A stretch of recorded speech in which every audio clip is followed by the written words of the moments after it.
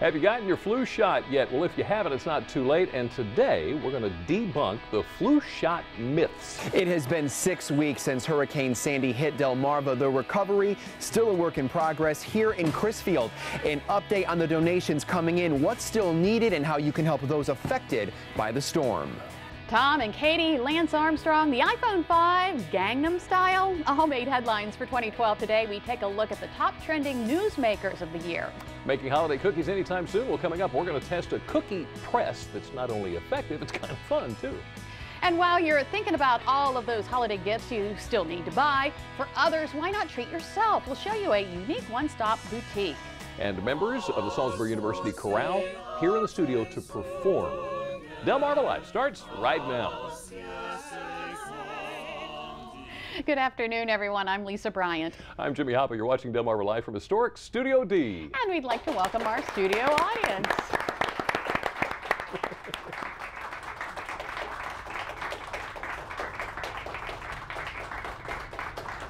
So did you celebrate during the news? Noon? No. Today? Oh, 12. Right, so 12 minutes after noon would have been December 12th, 2012. So it would have been 12, 12, Yeah. 12, 12, 12. See, that's why I didn't, because I got lost. You got lost? Well, I saw something on Facebook saying it was mic check day. 1, 2, 1, 2, 1, 2. I didn't even think about that. National Mic Check Day. Definitely an interesting day.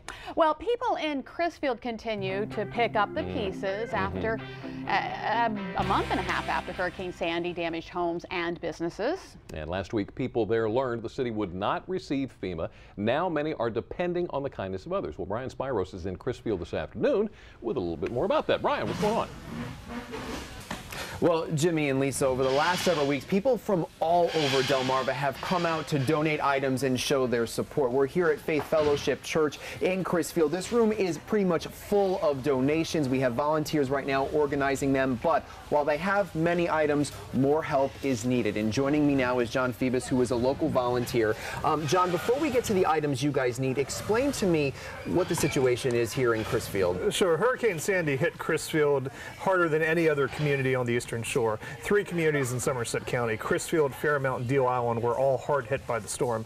Here in Crisfield, we had water enter anywhere from 300 to 400 homes, displacing families, causing a lot of damage to their homes. We've, through volunteer efforts, been trying to get in these houses, to get the wet carpet torn out, to get people in a safe place, to actually rehab or even rebuild their homes to get them the help that they need.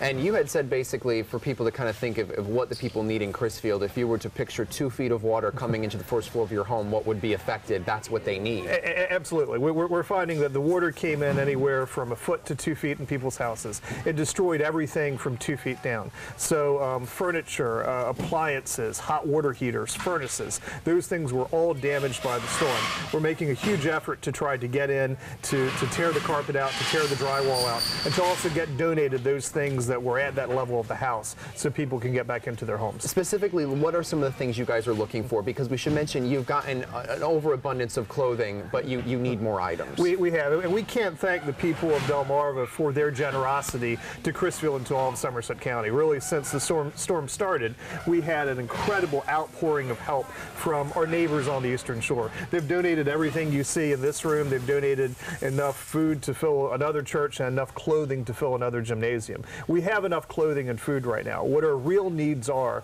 furniture, appliances, furnaces, hot water heaters. Those are some of the things that people lost in the storm. And we're also collecting building materials and building supplies. Through the generosity of national groups such as UMCOR and the Mennonite Disaster Services, we're actually, whether FEMA comes or not to Crisfield, we're going to be able to go in and rebuild or rehab these people's homes. And to do that, we need building materials and building supplies. Some of which includes drywall, water-resistant plywood, and the other thing, too, on the list, and some people may look at this and say, well, why?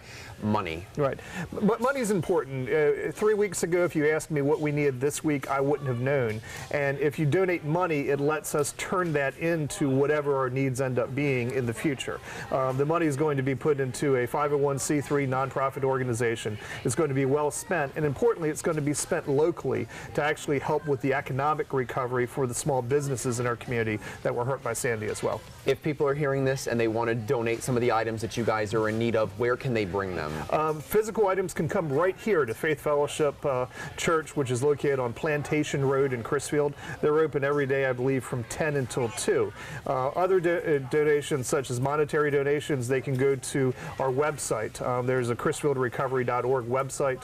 They can mail them to us at Post Office Box 290, Crisfield, Maryland 21817. So basically, there's a lot of ways people can help, and we appreciate all your efforts, and of course all the volunteers who are here today, and people will definitely, I'm sure, come out because they have so far. So John, thank you very much. We appreciate it. And of course, if you would like any of the information we missed on how you can donate and where you can bring the items to, all you have to do is go to our website, delmarvalife.com, click on the show tab. We'll have all the information there that you need. Jimmy and Lisa, a lot of good being done here to help the people of Crisfield. More is needed. We'll send it back to you guys in the studio. All right, Brian, thank you so much. You know, it's wonderful to see the response to Help Out Crisfield. But this happens, and I've got to admit, I've done it myself. When you see something like this, you think, oh, somebody else will take care of it. Yeah. Somebody else will step up. Somebody else will do it. And that's not necessarily the case. So if you can help out, please do. If you've got something around the house, I mean, I think we've got a stove at the house that I could donate to this. There you go. So, you know, you're the somebody else that makes a difference. While we're talking Somerset County, let's talk oysters for a second. So I saw some great news in this morning's Daily Times. Watermen there are saying, out of chance, they're saying that they are pulling in more oysters now than they have in the last 20 or 30 years. You're kidding. Unbelievable. Wow. That's good news. That's wonderful news. So congratulations to you guys. Now, apparently, for every silver lining, there's a dark cloud. Yeah. It turns out at the same time, while usually there's, even Denrex having a hard time keeping up with all the tags that they get up on the oysters. There's usually like 500 watermen out bringing in the oysters. It's such a bountiful harvest. They've got like 800 out on the water this year. So now the markets are getting flooded with oysters, which is driving the price down. Oh, okay. So it's one of those good news, bad news things. But it's still, I tell you, still a good thing. Oh, hey, you know, the Georgetown Police Department has received a grant to put in surveillance cameras in the Georgetown Circle. Yeah. You know, a lot of people in that area. They got the courthouse, you got everything there, so they want to put in those. You got return day, everything goes on there. Yeah, a lot goes on there. So that helps out stretch out the police department. Yeah, really. yeah. And there's a lot of people that don't like these surveillance cameras. Right. Now see, I watch NCIS. First thing Gibbs does, he gets the surveillance Get the surveillance video. Find out what's their video. Go get, you know, if you're really that worried about being monitored, got a funny feeling there's something going on, something else going on with you. I think it's a great idea. I really do. It's a good thing people to just have don't like their privacy. They get that, they think about Big Brother or whatever. But I remember when we went to Europe, London, you could, anywhere you looked, you could see a surveillance camera. Really? So they're really into it over there. Then keep an eye on it. You remember we were talking yesterday about social media and how it's changed things? Oh, yeah. Saw something else today that is absolutely fascinating to me. And there's a two-pronged reason for this story. The first one is what it is. And the second is that our senior producer, Annie, her dad was the police chief at the Newark Police Department up in Newcastle County. Well, they have launched a Facebook page. So, you know, just took a look. There it is. We took that right off the computer. They can stay in contact with the public about everything that's going on, things that they hear about. If the public wants to contact them, they say, you know, if you got an emergency, don't send us a Facebook message, call 911. Right. But I got curious. I'm wondering, you know, is there anywhere around here in Delaware, Sussex or Kent County, that's done the same thing? So it did a little search, and here's what it came up with. Actually came up with Delaware State Police Troop 4 Criminalistics Unit in Georgetown, but apparently somebody stole their Facebook picture. Oh. There is just something wrong about that. They've got a Facebook page, but somebody stole the picture. That looks like a location page. Is that what it is? Yeah, I think so. Oh, okay. Yeah. See, I'm not anyway, good on that. But you're getting there. You're getting there slowly but surely. Very Speaking of the police, though, if you're out and about, holiday parties, whatever, and one of your friends happens to have this really cool bronze sculpture of the thinker, call police. They're looking for it. Apparently, a reproduction of, I know I'm going to say this, Rodin's The Thinker was taken from the lawn of the Student Art Center on College Avenue the weekend of the 8th. I guess that was this past weekend. The sculpture is approximately 2 feet high and weighs about 100 pounds. Wow. So it wasn't easy, I guess.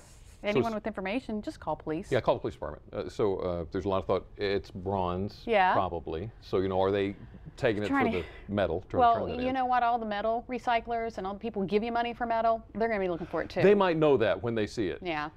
I was telling you earlier, I did a stupid thing in college. Are we past the date when you can be prosecuted for something anyway? Well, you were in college I was only, in college. I was 20 a kid. years ago? 100 years ago. in the break room, the snack room of the dorm, there was this soda machine. And I don't know why, one day I decided, you know, I want to have that big picture of that soda. That's my favorite soda, right? I want to take that thing off of there. So I took the front of the machine off. And it wasn't until I got back to my room and slid it under my bed that I thought, now what am I going to do with it? I can't like put it up. Oh, I know where that came from. Let me pull up the police Facebook so I can report that. But I snuck back and put it back on the machine. Yeah, well, still. So I'm good, right? Restitution? What would CSI do?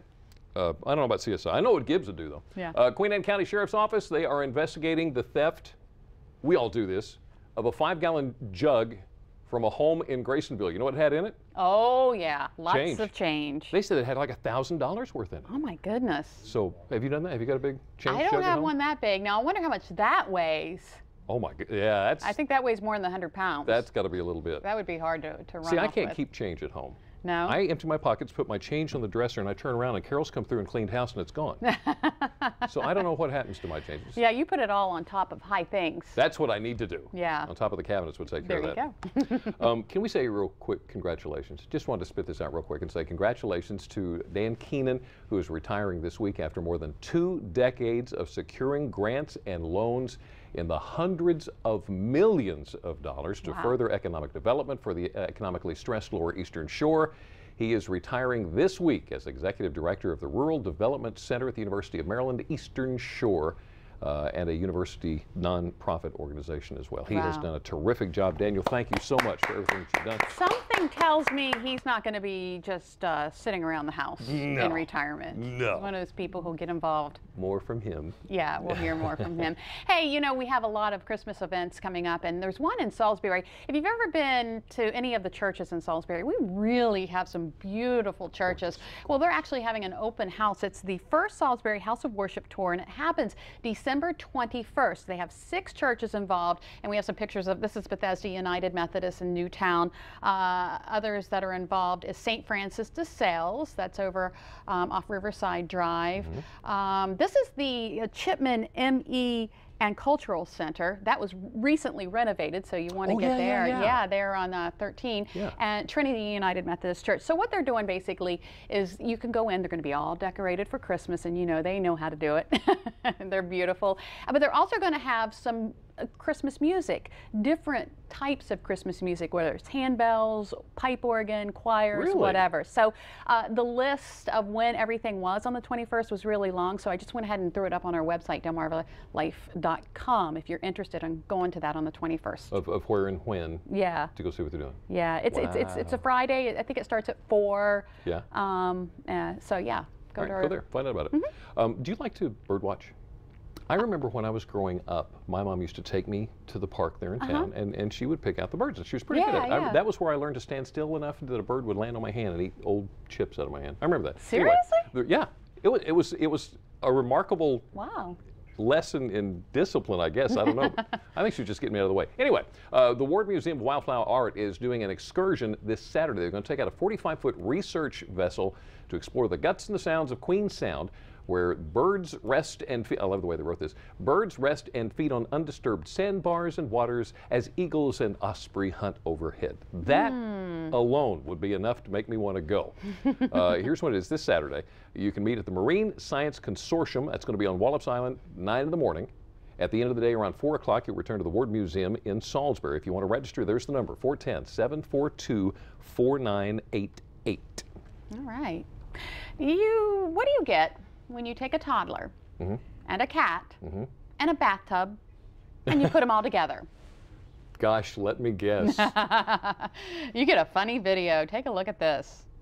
Oh, you can see this coming. Yeah. This is one of those moments when you see it coming. Yeah, come on, come take a bath. If I have to take a bath, you have to. Oh, I don't think so. That's our funny video of the day. Hey, Daddy, that was fun. Let's do it again. Sandy was certainly one of the top stories of the year. A little bit later on this afternoon on Delmarva Life, we're going to take a look back at 2012 and speak with a trend expert about Sandy and celebrities who stole the headlines this year. But next, flu season is upon us. There are some cases right here on Delmarva. Have you gotten your flu shot? PRMC is here to debunk some flu shot myths and why it's not too late to get protected. Delmarva Life, life at its best here on Delmarva. Delmarva Life is brought to you by Sussex County Federal Credit Union, guiding you to your financial future. Peninsula Regional Medical Center, honored to serve the entire Delmarva Peninsula since 1897. And your local York and Mitsubishi dealers.